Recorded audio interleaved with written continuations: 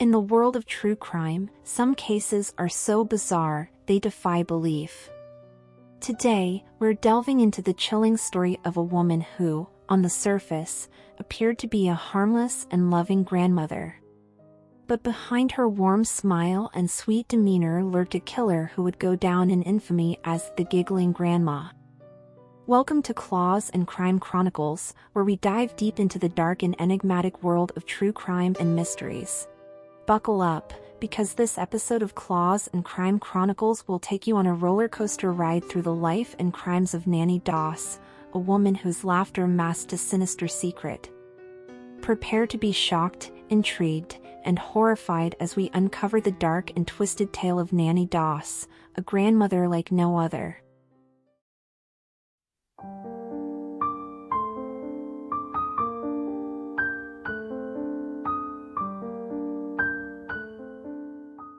On November 4, 1905, James and Louisa Hazel welcomed Nancy Hazel into the world in Anniston, Blue Mountain, Alabama. One of 5 children, Nannie had 3 sisters and a brother. She had a difficult upbringing. Because her father made his children work on the family farm instead of attending school, she was a terrible student who never learned to read effectively. During childhood, her favorite hobby was reading her mother's romance magazines and dreaming of her own romantic future. Later, her favorite part was the Lonely Hearts column. She also loved prunes. Prunes, known for their medicinal power of natural elimination, helped her carry out another type of elimination, one husband after another. The teenage years of the Hazel sisters were constrained by their father, who banned them from donning makeup and fashionable attire. They had been molested by males multiple times, and he was attempting to stop that. He also prohibited them from attending dances and other social gatherings. Nannie married Charlie Braggs for the first time at the age of 16 in 1921. They had been dating for barely 4 months when they got engaged with her father's blessing. They had met at the linen thread factory where they both worked. His single mother, who insisted on residing with them, was his only parent. In the 4 years from 1923 to 1927, Nannie gave birth to 4 daughters. She began drinking when she was under a lot of stress, and her occasional smoking habit developed into a serious addiction. Both partners had accurate suspicions about each other's adultery since the marriage was unpleasant. The Bragg family lost both of their middle daughters at the beginning of 1927, both suspected to food poisoning. At breakfast, every child appeared healthy, but by midday, they were all dead. Charlie Braggs wasn't persuaded even if the neighborhood doctors said that their deaths were unintentional. Evidently, he had observed a problem in Nannie. He quickly fled, taking his oldest daughter Melvina and his pet dog. Florine, the newborn, was left. Braggs claimed that he and his family both feared Nannie. When she was in a bad mood, he never consumed food or beverages that she had prepared. Braggs returned in the summer of 1928 with Melvina and another woman who was divorced and had a child of her own. When Nannie and Braggs split, she took her 2 girls back to live with her mother. He has consistently insisted that he left her out of fear of her. Nannie read novels like True Romance and other such books to ease her loneliness while she lived and worked in Anniston. She started reading the Lonely Hearts column again and responded to the men who were advertising there. She was particularly drawn to Robert Frank Harrelson's advertisement, a 23-year-old Jacksonville factory worker. She sent him a cake, and he sent her some sentimental poems. She was 24 years old when they wed in 1929, 2 years after her divorce from Braggs. In Jacksonville, they shared a home with Nannie's 2 surviving daughters. After a few months, she realized he was an alcoholic with a violent criminal past. The marriage nevertheless endured for 16 years. In 1943, Melvina, Nannie's eldest child, wed Robert Lee Hayes, also known as Mosi. Nannie assisted Melvina during her labor, and after several agonizing hours, a boy was born, but he passed away soon after. Melvina, who had just given birth and was feeling hazy from the ether, subsequently told Mosi and Florine that she believed she had seen Nannie insert a hatpin into the baby's head. When they pointed out that she was holding a pin, they explained to her how Nannie had claimed the baby was dead.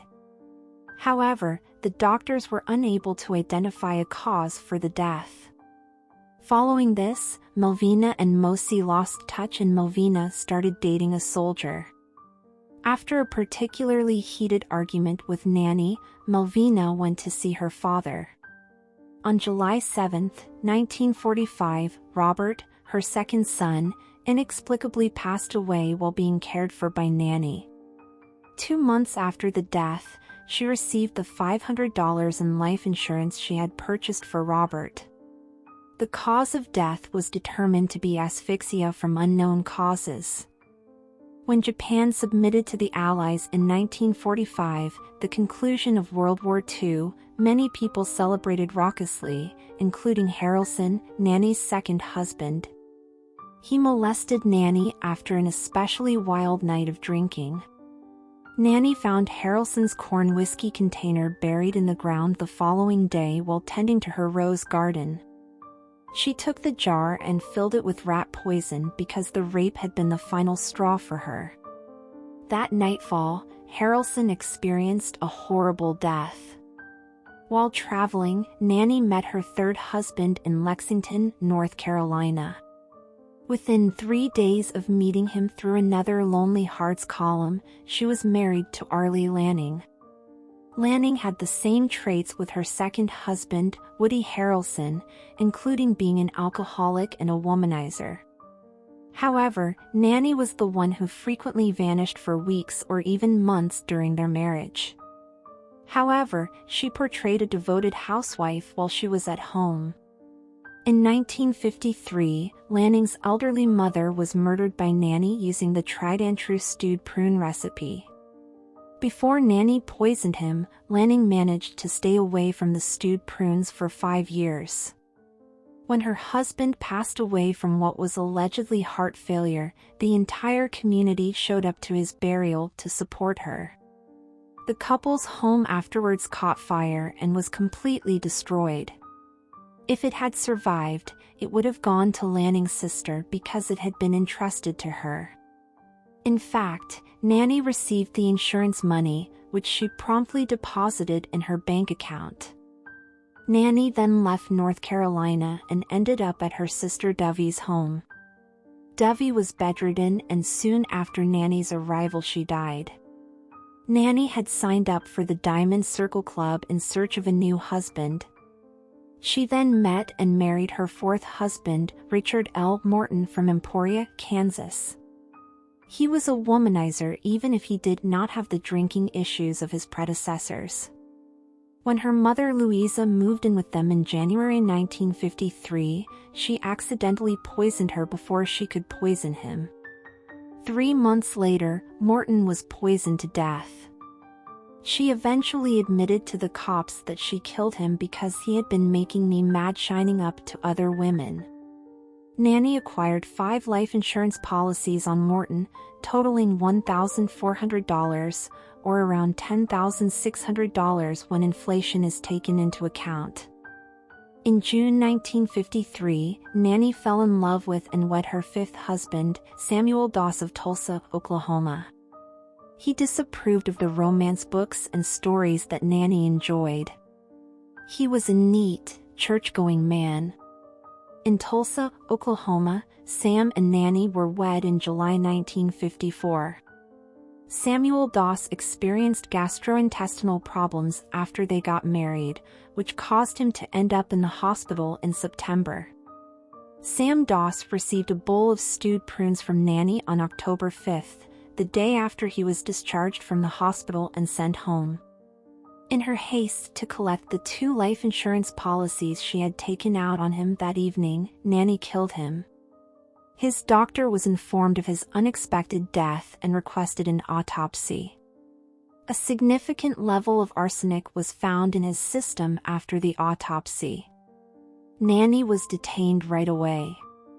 When Nannie was being questioned by her interrogators on November 26, 1954, she laughed. She scoffed at the charge and insisted that my conscience is clear at all times. Because I love these men, I married them. She admitted to the investigators that she had never poisoned anyone. It appears that she preferred the classy sound of the term, as evidenced by the fact that she frequently read love story publications and that her favorite television shows are of amour. She assured the officers that she was still finding her ideal partner. Detectives questioned the Jolly Widow in 2-man teams all through the night and into the early hours of the morning. The officers were gratefully given a few hours of respite, but a fresh force had joined the fray on their side of the conflict. Newspapers and news agencies have reported that Nannie Doss was being investigated in connection with at least 1 and maybe 2 poisoning deaths. By dawn, more and more evidence was mounting against Nannie, and the Oklahoma police phone was ringing non-stop. The deaths of her sisters while in her care, the strange deaths of 2 of her young daughters, and even the loss of her own mother were all mentioned in stories about other men Nannie had been married to who had met premature deaths. Hour by hour, the length and horror of this tale grew. Eventually, it came to be that the arsenic Nannie would sign a death sentence in their name for anything or anybody that made her angry. The questioning started all over again, this time with the investigators equipped with information against her. She stumbled at some point throughout the following 7 hours, and occasionally a self-conscious giggle signaled a little admission. Nannie admitted to killing her mother, her sister Dovey, her grandson Robert, 4 of her husbands, and her mother-in-law, Arlie Lanning's mother. She did have a peculiar manner of ending a relationship. She added that she was seeking true love rather than money. Only Samuel Doss was the focus of the state of Oklahoma's defense. She was deemed mentally fit for trial by the prosecution.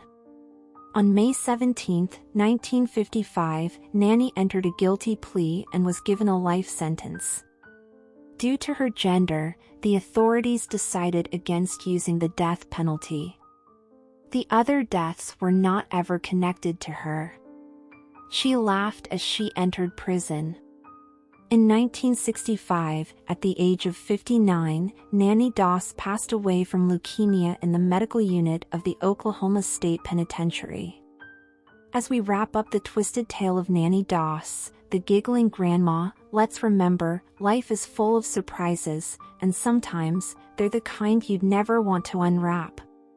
Stay sharp, stay safe, and keep an eye out for those cheerful grandmas with a little too much to hide.